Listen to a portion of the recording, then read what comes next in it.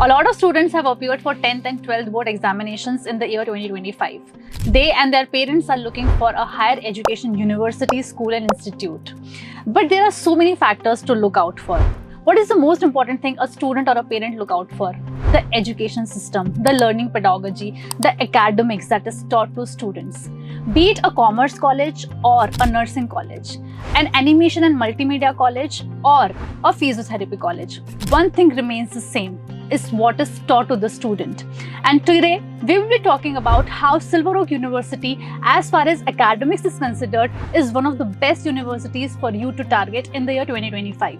Namaste, I am Rashmi Sharma, I am Head of Content at Silver Oak University, and today I will be talking about academics at Silver Oak University with the subject matter expert, Dr. Sagar Patel, who is the Dean of Academics at Silver Oak University. How do you maintain the academic excellence and standard for all the 17 institutions under the banner of Silver Oak University? So it was really easy for me and our team, because thanks to our visionary management and potent leadership of our Honorable Vice Chancellor, they have in a inception year of the university, they have identified if we really want to contribute to a nation building, we need to use a different approach of an education. And hence, since the inception, we have implemented outcome-based education framework in true sense at all the colleges of the university. Outcome-based education is simply says that whatever we teach and whatever students learn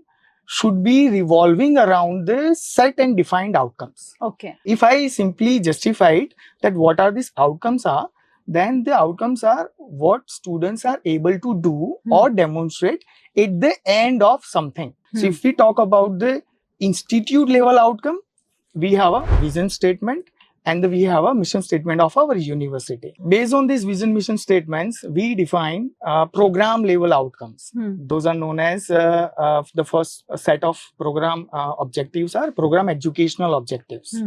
What graduates are going to demonstrate as a competency and skills are known as a PEOs, program educational objectives. Okay. So what we do is, based on the mission statements, we derive the program educational objectives. So we were talking about program educational objectives, right? So is it same for the entire university or it differs for different programs? Definitely differs, as the title itself, it says that program educational objectives. It definitely varies based on the program where the students are learning. For example, if they are learning any program which belongs to computer engineering, their PEOs, program educational objectives, would be totally different than the one who is learning the design. So what I was telling in further is that upon deriving those PEOs from the mission statement, now is the time to define the program outcomes and the program specific outcomes. So let me elaborate what the program outcomes are. So program outcome in nutshell, basically the variety of skills which graduates require at the end of the graduation. POs, program outcomes, are a generic skills. Skills like communication, problem solving, critical thinking, knowledge, teamwork, being a team member and sometimes playing individually, knowing the project economics, understanding. So these are the variety of general skills, irrespective of which program you belongs to. So if you can give me a very specific example, such as BTech is a program. BTech is a program. And what is the course? What is course the course? Is a subject what they are learning. So this is within semester from wise? semester 1 to semester N. Okay. Yes. So there would be 8 semesters in 4-year BTech program. Yes. So we would have 8 different course outcomes that will... Not 8. Then? Because every semester has minimum 4 to 6 subjects. Courses. Okay. So every course has their course outcomes. But then again, after each course, after each examination, we have midterm examinations, semester examinations. So anyways, we are capturing that data. We are already seeing that how the student is performing or not through marks. Let me tell you. So how is that feedback mechanism different and evaluation mechanism different from outcome-based education mechanism? I never said that there is no examination or there isn't any assignment. But when we give any assignment or any test to a student, there has to be one way to evaluate them. So assignment is always going to be there. But if you are giving a rubrics to them, let me, because I added a new word, rubrics, let me define it.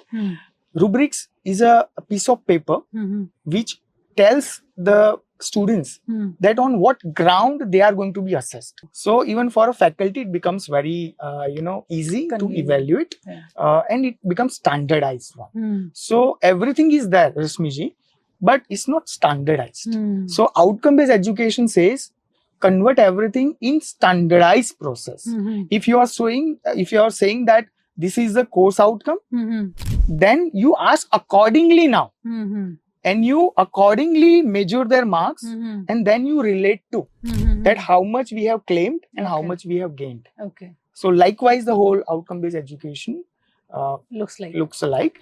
So let's talk about outcome-based education only. Why did the university or the management felt the need of inculcating an approach like that? Outcome-based education guarantees that such skills are going to be inculcated in them over the period of time during their course of study. So, of course, we talked about outcome-based education being inculcated as a framework for the entire university, right? What other frameworks or what other pedagogies are there for the benefit of the students that Silver Oak University is currently focusing on? We call it on a broader category as a learning enhancement supports. So this learning enhancement support is a really thoughtful process which we had introduced since inception. There are so many problems these young kids have, right? And unfortunately, there are nobody who listens to those problems. They are asking for a solution to whom? To their peers. And they completely give such a bad advice that they ruin their career.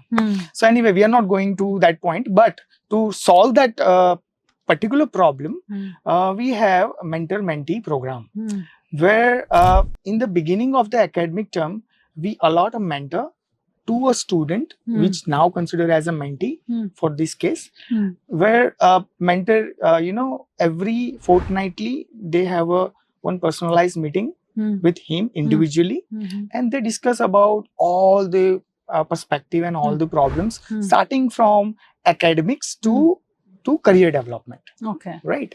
And especially this program, helped us during the first year, because we all know that, the group of students, the cohort which we are teaching might come from any background. Let's imagine somebody is coming from village. He studied whole schooling in a village. He was king of the village at that time. But all of a sudden, he is here in Ahmedabad. What happened with his confidence? When somebody had studied whole schooling in Gujarati medium.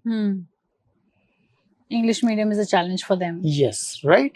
So the mentor, correctly guide them during those personalized sessions, and eventually we try to remove all those barriers and make them again, settle in a classroom and they could learn. So that is the one really successful program which we had, implemented since inception.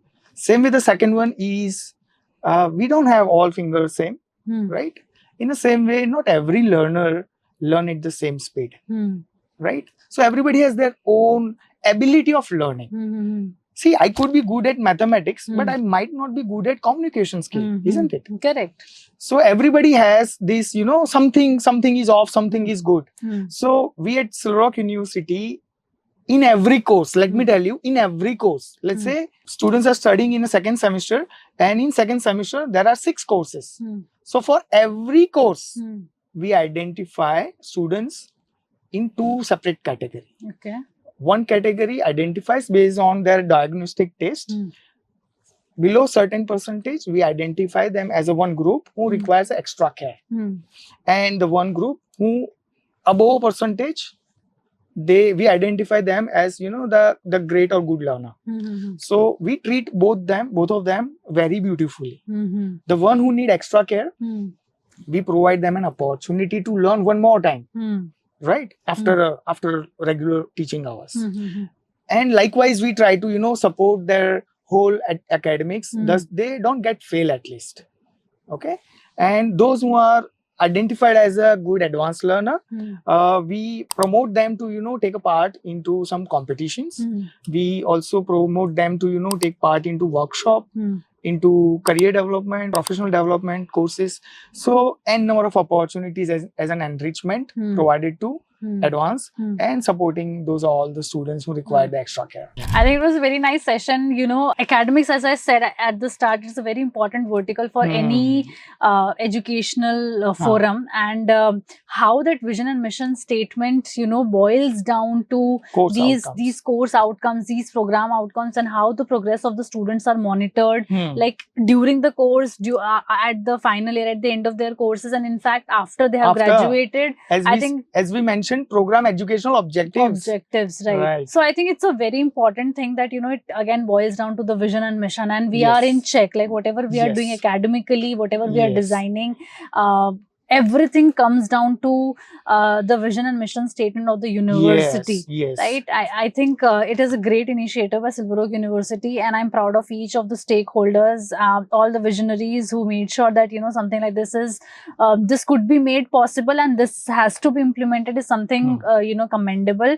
I hope in case you like this video, you would like the video, you would share it with your friends. In case you had any other doubt related to academics or Silver Oak University, or any of the processes that we have already implemented and we continue to implement, you can just write a comment around it, and we'll be, you know, answering that.